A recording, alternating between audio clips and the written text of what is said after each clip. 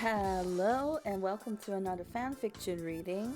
This time I'm doing this because some family is at home, like we at our place, and I must confess that I'm extremely bored, so I'm recording this in order to soothe my boredom.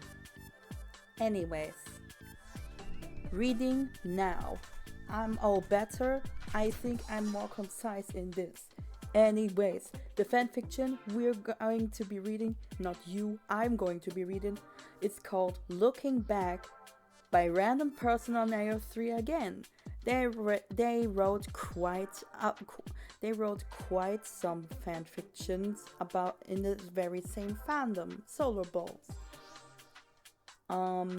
Now let's read the summary. Jupiter looks back on some unpleasant past memories, and Saturn notices. Trigger warning, slight panic attack. I guess. Notes. See the end of the work for notes. Saturn had been worried sick about Titan for weeks. He had been searching for him non-stop and wasn't getting much sleep, and someone was starting to notice. Jupiter had been watching from afar for a while now, and even though he found it very annoying when Saturn wouldn't quiet down, he was kind of worried. He knew how much his moons mattered to him. Besides, it wasn't the first time something like this had happened. Saturn used to have a moon who he loved, named Chrysalis. But after a few millions of years, he noticed that she had cracks on her surface.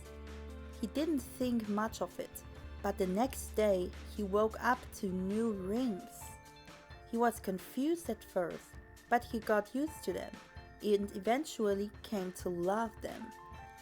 After his excitement died down though, he noticed Chrysalis was missing, so he asked if Jupiter had seen her. He noticed Saturn's new rings and instantly knew what had happened.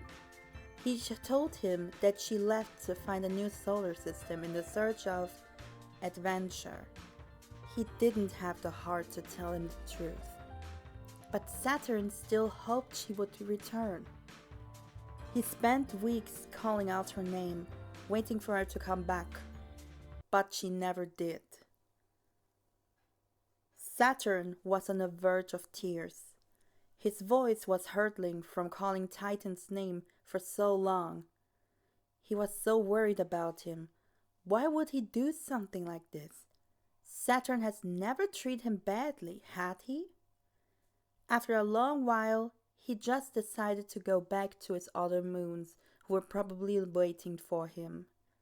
They wouldn't just leave him, would they? Well, he got his answer when he came back. Guys, he said. Diane? Mime? Where are you? Teeth? Wait, no, that's Jupiter's moon. Look, I'm sorry. I promise I'll learn your names. Just please come back. No answer. Anyone? Saturn had always had moons by its side. He always had company. For the first time in millions of years, he was alone. Jupiter had been on edge lately. After he realized his 4 moons were missing, he wouldn't let any of his moons out of sight. It was difficult, to say the least, keeping an eye on 93 moons. Jupiter? One of his moons asked. I want to look for my siblings. I miss them. Sorry, Thebe. It's not safe out there right now. But you let Ganymede, Europa, Io, and Callisto leave. Please. Don't be naive, Thebe. I already told you it's dangerous. I won't let you leave. Just go back to your orbit. And with that, she reluctantly left, looking back at him with an upset look on her face. Jupiter didn't like being strict with his moons, but he'll do it if it's necessary. After all, he didn't know what could do. The day he got injected was a day Jupiter could never forget. He was horrified by what he had done, what his gravity was capable of, and the worst part was that he couldn't control it. His fear of hurting others grew more and more until he completely isolated himself from everybody else, never once leaving his orbit all those years ago. Saturn eventually talked him out of it, but even now, he makes sure none of the inner planets get too close to him. He always tries to be behind the asteroid belt, still fearful of what he might do. Whenever he is around Earth, he gets nervous, haunted by the echoes of his screams when he accidentally makes Thea crash into him. Dangerous, murderer, monster. The feeling of tears pricking the corner of his eyes snapped him back to reality. He squeezed his eyes shut, trying to make these horrible but familiar thoughts go away as his breathing grew quicker. No, not now, please! After calming down, Saturn noticed Jupiter in the distance, facing away from him, but he looked strange. Was he shaking? As he got closer, he realized he was off. Seriously off. Saturn quickly went up to him. Jupiter, are you okay? He asked, worry seeping into his voice. The surprise caught Jupiter off guard, which managed to somehow calm it down a bit. Whoa, Saturn? His voice still... Whoa, Saturn? His voice still a bit shaky. What are you doing here? You don't need to pretend, Jupiter. What's going on? Is this about your moons? He asked all at once, wanting answers. Why does he have to be so insistent? I shouldn't have started thinking about all of that again. I don't want him to know about all of this. He shouldn't have to deal with this. Jupiter thought. Did I not learn my lesson for the first time this happened? It's nothing, Saturn. It's fine. Obviously not. Talk to me. You know I'm a good listener, he said with a slight smile.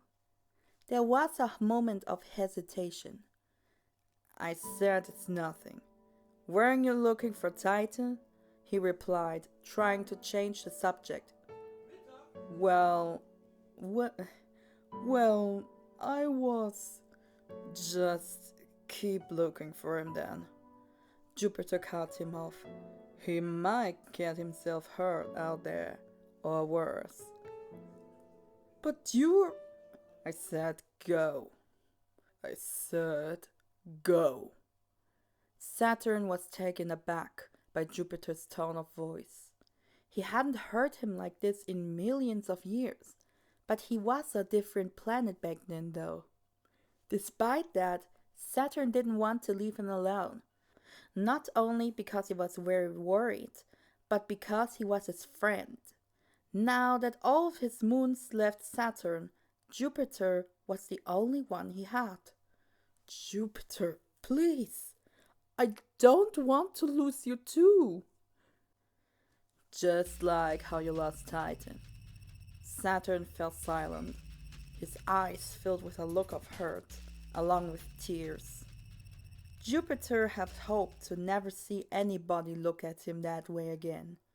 He promised himself to never hurt anybody again. But he couldn't manage to keep that promise he made for himself all those years ago. Saturn immediately flew away, not even trying to talk to Jupiter any further. This nostalgic, heavy feeling on his core was something he'd forgotten, and he sure as hell didn't want to remember it either. Looks like he hadn't changed as much as he thought he did.